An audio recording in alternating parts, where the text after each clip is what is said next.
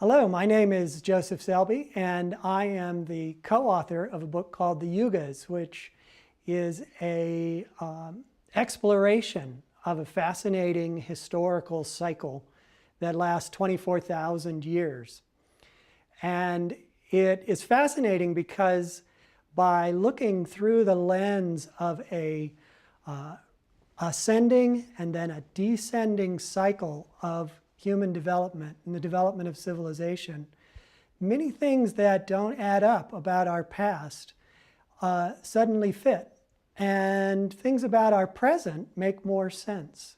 Because this cycle indicates that mankind is on an ascent right now, that we have risen from a period roughly 500 AD to our present time, from the nadir of the cycle. As you can see on this chart behind me, 500 AD represents the low point of the cycle.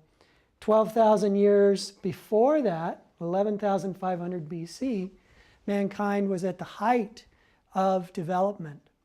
And when we look particularly in this segment of our past, what's called Dwapara Yuga or Treta Yuga or Satya Yuga, there are many interesting things in this period from 700 BC to 3100 BC, 3100 BC to 6700 BC, and on back to 11,500 BC, that simply indicate too much knowledge, too much advanced use of that knowledge in those times that simply doesn't fit the current linear Darwinian view of development. For example, in Treta Yuga, this period from 6700 to 3100 BC, in all likelihood, this was when the scriptures of India, the ancient Vedas, were written. And embedded in those scriptures are all kinds of scientific truths that have been proven and reproven in our day and age now that indicate that there was an understanding of things like the structure of the atom, the size of the atom, the size, location, and motion of the planets, mathematical formulae such as pi and phi, other aspects of things that, in terms of the current thinking, were not discovered until the Renaissance or the early part of the scientific revolution. It also explains the cycle why we would suddenly, in terms of the development of civilization, have gone from 1700 AD to our present in such a spectacular fashion of development. Dwapara's keynote is energy. And according to the cycle of the yugas, when mankind enters Dwapara Yuga, along with that cycle comes an inherent knowledge of energy, both outwardly manifested in atomic energy, in all the myriad inventions that have come forth in the 19th and 20th century, but also inner energy, a sense of our own place in with our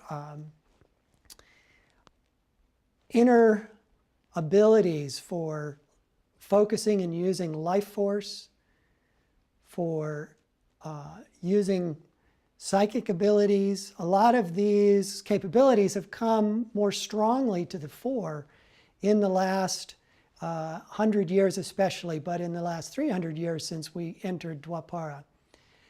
And the speed with which this came was astonishing.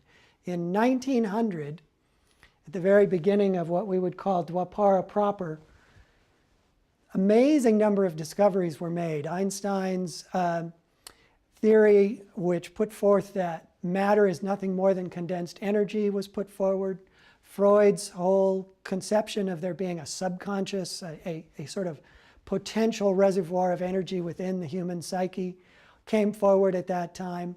And there's been just a veritable explosion of knowledge since 1900 to today, all of which is explained extremely well by this sudden change of energy, change of understanding that comes with the Yuga cycle. It's also a fascinating glimpse, the overall cycle, into the potentials of man. I've already mentioned a greater attunement to our life force and to the inner man. Well, that will continue according to this cycle as we go forward into the future and include mental telepathy, include attunement to our spiritual nature, and we'll get deeper and deeper into the subtle aspects of who we are. I think you'll find it a fascinating subject and a fascinating read, regardless of what viewpoint you're already coming from. It knits together so many different things that are anomalies from the past, strong experiences of the present, and hope for the future. Thank you.